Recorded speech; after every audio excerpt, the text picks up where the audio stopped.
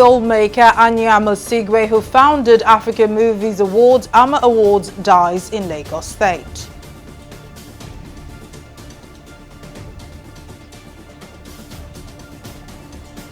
Three days after one more Edo train attack victim released, figure rises to 7.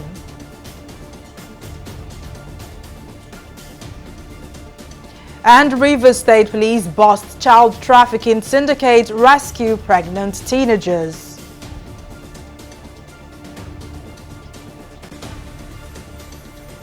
It's glad to have you join us on News Now. I am Mary Kanu.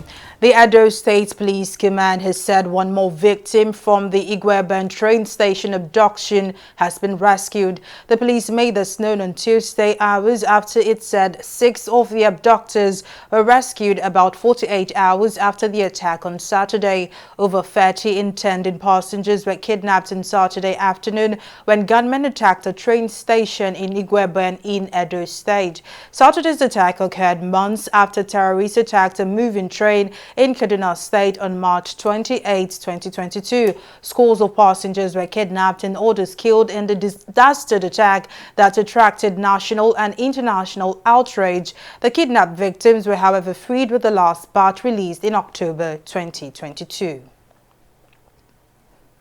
And in a move being hailed as a major achievement, the Rivers State Police Command has busted a child trafficking syndicate operating in Port Harcourt, the state capital. Acting on intelligence, the C4I Intelligence Unit operatives of the command over the weekend raided 2 buildings at Iguruta and Omagwa communities, respectively, both in the Ikwere local government area of the state, where victims of child trafficking were being kept. Some of the victims are as young as 15 years old and are heavily pregnant, while others nurse infants. Some of the victims say they were lured by the promise of financial reward depending on the sex of the baby they deliver. The sum of 800,000 naira was promised for a male child and 700,000 naira for a female child. Providing an update on the incident, the police spokesman in Rivers, Grace Iringekoko, explained that at the moment, both the victims and suspects are in the custody of the CP Monitoring Unit, but will soon be transferred to the State's Criminal Investigation Department for further investigation. And now to electoral matters. The Independent National Electoral Commission (INEC) has expressed concerns over the forthcoming general elections due to the rising threats of insecurity, warning that the forthcoming polls face threat of cancellation if the level of insecurity across the country continues. INEC Chairman Mahmoud Yakubu, who was represented by the Chairman Board of Electoral Institute Abdullahi Abduzuru, also warned that a cancellation and or postponement of elections in sufficient constituencies due to the prevailing security situation in the areas may not only hinder the declaration of election results but also precipitate a constitutional crisis. However, Yakubu pointed out that the Commission was doing everything possible to ensure that adequate security was provided for election personnel, materials and processes. Meanwhile, reacting to INEC's statement, the federal government has ruled out the possibility of the forthcoming elections being cancelled or postponed due to insecurity. Minister of Information and Culture Lai Mohammed, who spoke on the matter on Tuesday at the 17th edition of the President Muhammadu Buhari Administration Scorecard Series 2015 to 2023 in Abuja, said there is no cause for alarm as all hands are on deck to ensure peaceful and credible conduct of the polls. To speak more on this, Professor Simeon Inna, public affairs analyst, joins me now on the news. Thank you very much for joining me. If you can hear me, the spate of attacks on INEC facilities has been a source of concern to many Nigerians, and generally insecurity is also on the rise. But with the statement from the electoral body, do you agree with some Nigerians that the elections should be postponed? Well, this is not the first time elections have been postponed. I remember in 2015, the state of insurgency was so much that the head of state at that time had to postpone the election for about 2 weeks. And within the 2 weeks, the Boko Haram or whatever their names were called then was decimated. So what we need in 2023 is a fair, free, credible elections.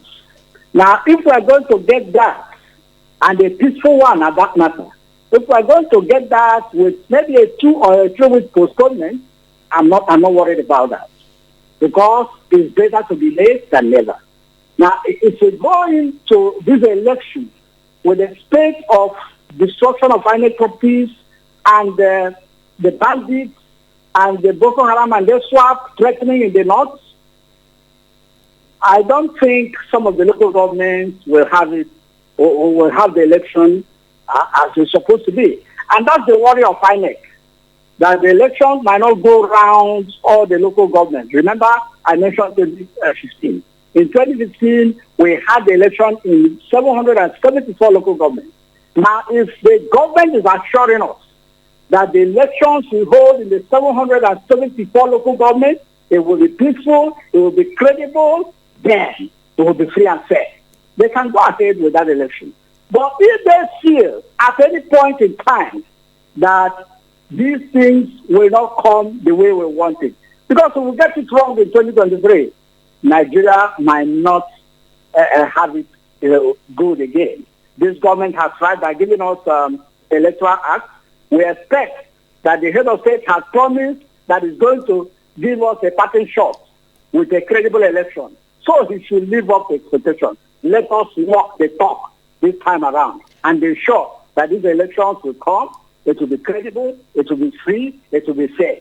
Thank you very much. Now, if you can hear me, the federal government has said the elections will be held despite INEC's outcry. Now, away from the insecurity issues, do you think the federal government has made the right decision, and will postponing the elections help INEC to better prepare for the polls? Well, you see, they have more of the security reports than any of us. Now, if they are saying that these elections can go on and it will be free and fair, well, so well and good. But don't forget that these INEC offices that they are burning here and there, INEC materials are being burned. It means INEC will go back to the drawing board to print those materials. They promised us earlier. The INEC chairman has been up and doing. He promised earlier that in the state of attacks in their facilities stop on or before December, that they will be able to cope. But look at the state of insurgency is still on. You just read in the news now, the people that were kidnapped in the other day, that's part of the insecurity we are talking about. So if government is going to assure and ensure that these things will not happen on the day of the election, the presidential election, that's the most important. Of them all, the presidential election is the most important, because if we get it wrong in 2023, I'm afraid there will be serious problem in this country. Well, all right. Now, Professor Simeon, now public affairs analyst, thank you for your time and your contribution. Moving on, President Muhammadu Buhari has personally flagged off the campaign of the presidential and governorship candidates of his party, the All Progressives Congress, in Adamawa State. During the campaign rally, which was held at the Mahmoud Ribadu Square in Yola, President Buhari called on residents of the state to vote for the APC's presidential candidate Bola Ahmed Tinubu and the party's governorship candidate Aishatu Binani. Well, this next report has more details. Yola, the Adamawa state capital, came alive on Monday as President Muhammadu Buhari joined the campaign train of the presidential candidate of the All Progressives Congress, Bola Ahmed Tinubu. Since the flag-off of the campaign in Jos, this is the president's first appearance at the APC presidential rally, and this was greeted with dance, cheers and jubilation. The APC presidential candidate Bola Tinubu, who is the reason for the rally, makes a case for the people to vote for the party during the elections.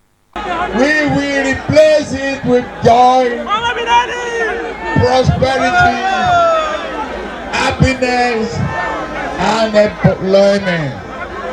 All of you, expect that we will get you engaged properly.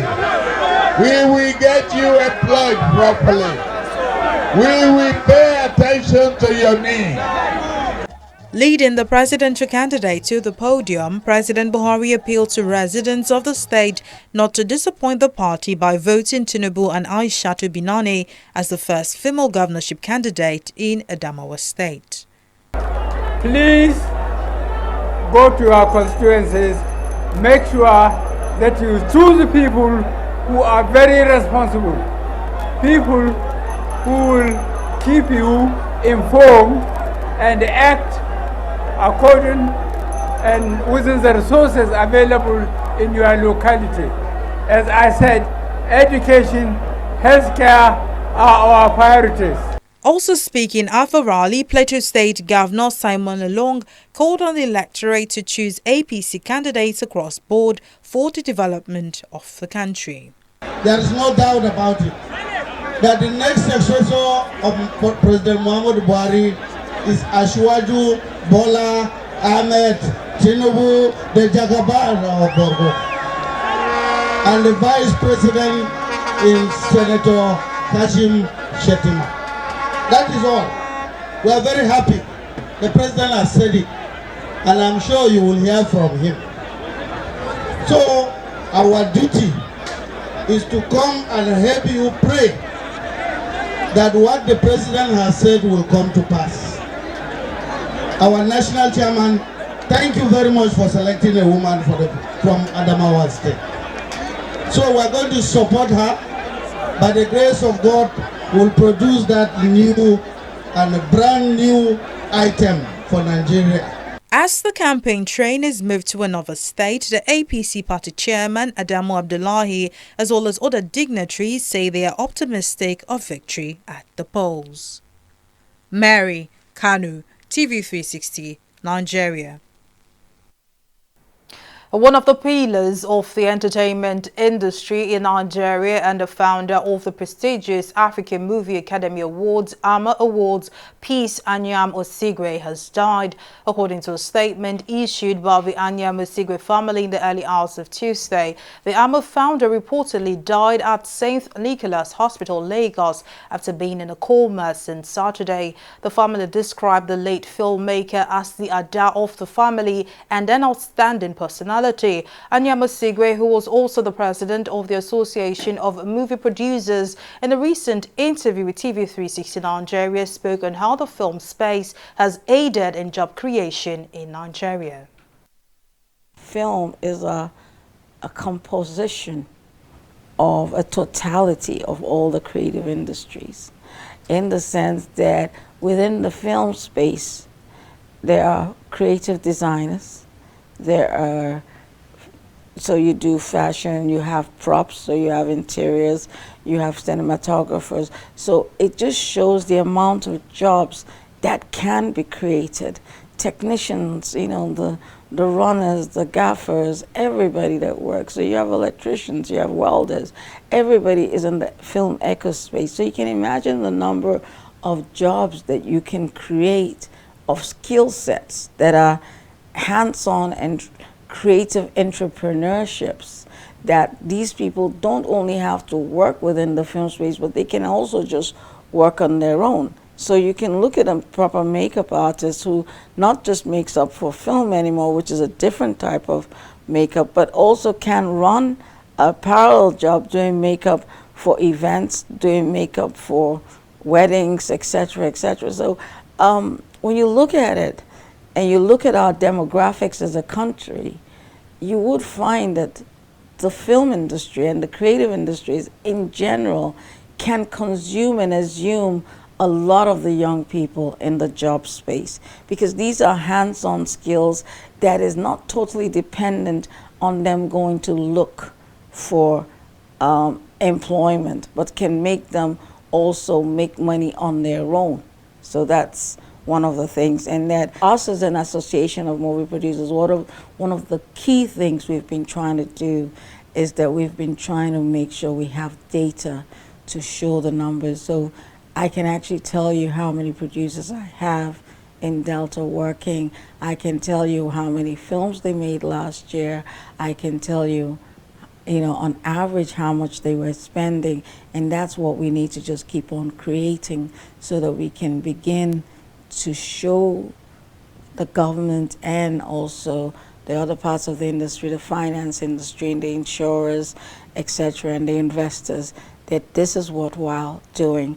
I'd like to see more states endeavor to support the capacity building within the film space. There are areas in Nigeria today that if we actually have enough professional shoots going on, there'll be a shortage of skill sets. Well, may peace, Anya Musigre's soul rest in peace. We'll take a break here, but still to come, CBN to penalize banks that fail to load new Naira notes in ATMs. We'll bring you details of the story and more right after this break.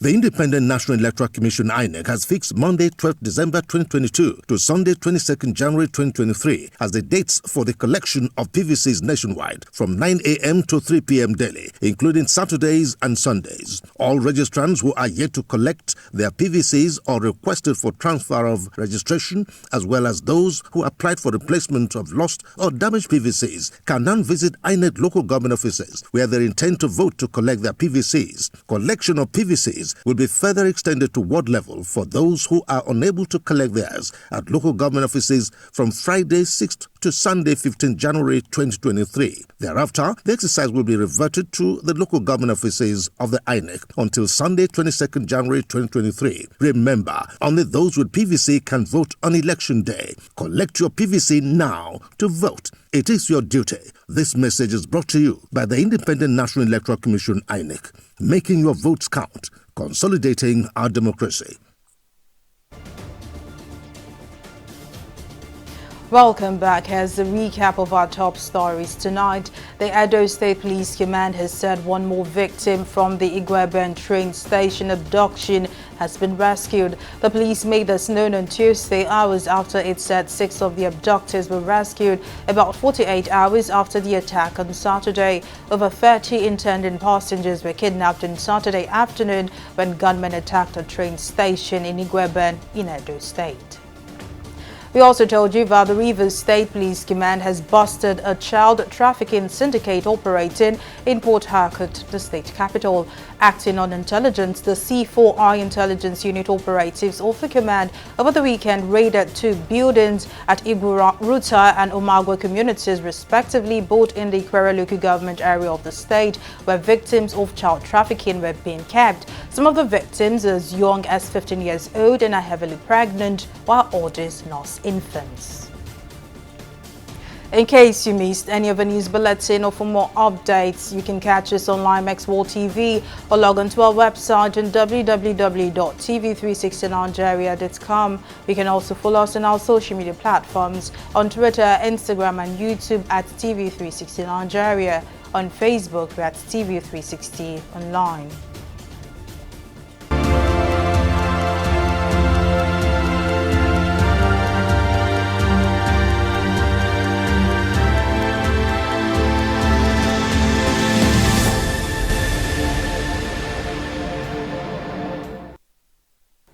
South Africa's health minister says the country does not see the need to implement any new COVID-19 restrictions either at home or for arrivals over an infection surge in China and the detection of the first case of Omicron subvariant XBB.1.5. Health Minister Joe Fowler said South Africa is yet to see any major increase in its COVID infection, hospitalization or death rates recently. However, the minister has sought advice from the the World Health Organization and will increase COVID testing and renew its vaccination campaign in light of rising infections in countries like China and the United States. We'll take a break and return with business stories. Don't go away.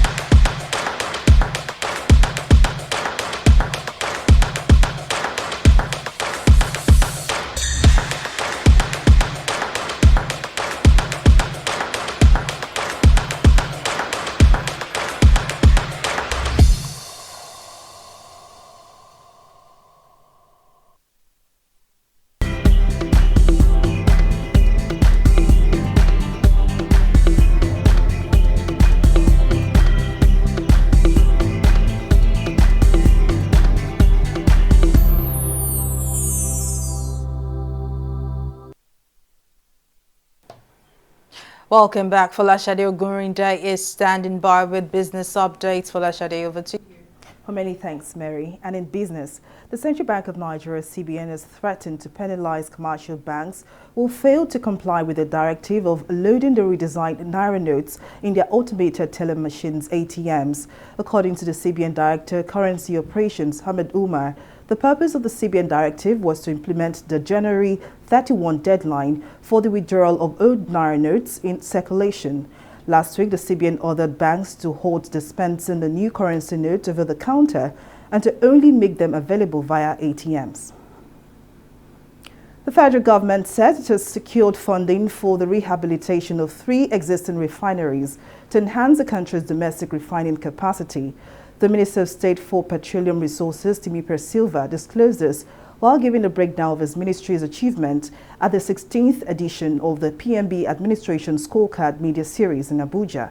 The minister says although the government does not have powers to control the market forces in determining the price of PMS, it has secured funding to rehabilitate the country's existing refineries. Silva added that this development will help reduce the price of PMS and increase accessibility to the product. What is desirable, as far as we are concerned, is to ensure that petroleum price is market-driven. That way it will also drive a lot of investments. There are a lot of people who would like to invest, private sector investors who would like to invest in this sector. But under a subsidized regime, who is going to invest? If you build a refinery, how is your refinery going to make profit under a subsidy regime? But if you have a market-driven situation, you see that a lot of investors will come, and of course there will be more refineries, and this problem of access to petroleum product will be a thing of the past. We'll take a breather now and return with a review of the stock market. Just stay with us.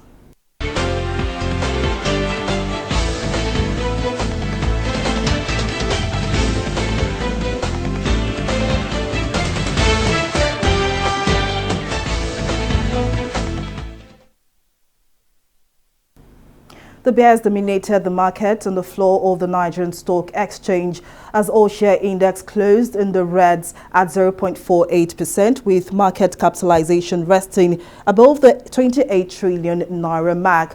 Now, data from the NGX indicates that the trio of market volume, value and deal recorded an improvement as 345 million volume of shares are valued at 8.20 trillion naira. Exchange hands in 4,184 deals. Now, in the aggregate, 110 listed equities participated in trading, ending with 18 gainers and 16 losers. Now, speaking of losers, NEM Insurance Company came out last with an end-of-the-day price appreciation of 10% at 4 naira 5 kobo per share, followed by Chiller Rams with a difference of 2 kobo.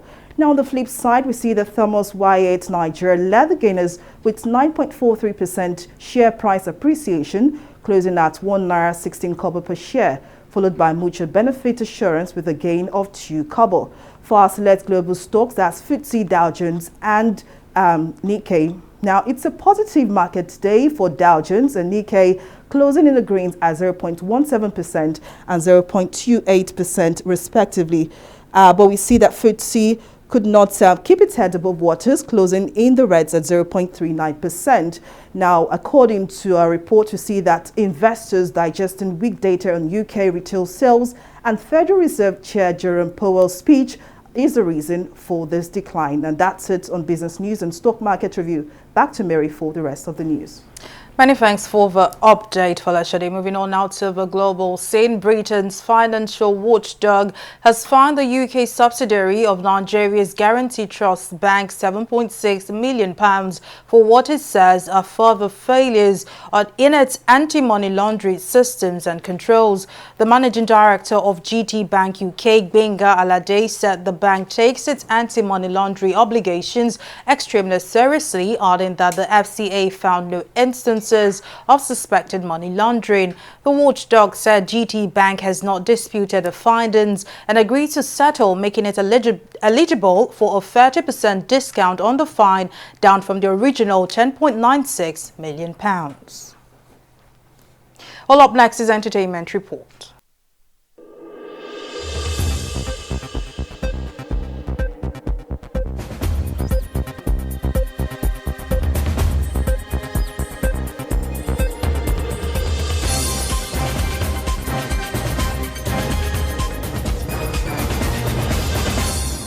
The founder of the African Movie Academy Awards, AMA, Peace Anyamusigwe, is dead. This was revealed in a statement issued by the Anyamusigwe family in the early hours of Tuesday.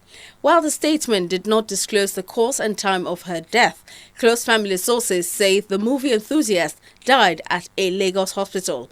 Since the sad announcement, industry practitioners have poured out tribute on their respective social media pages. Anyamusigwe was also the president of the Association of Movie Producers.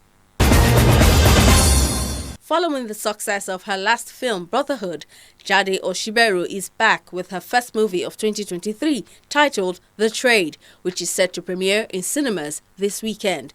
Written by award-winning screenwriter Yinka Ogun and produced by Foresight Global Films, The Trade tells the story of DK Maduka, aka Eric, a notorious genius billionaire kidnapper who ravaged the southern part of Nigeria for several years, evading arrest for 2 decades. A fast-rising police officer and head of the intelligence response team, Superintendent Khalid Abubakar, leads a high-stakes investigation into the famous kidnapper's activities. Featuring Chiwetalu Agu, Blossom Chukwujeku, and Rita Dominic, the fast-paced crime drama is inspired by true events, as Kidnap for Ransom has become a money-making venture in Nigeria. And that's it on the entertainment segment of News Now.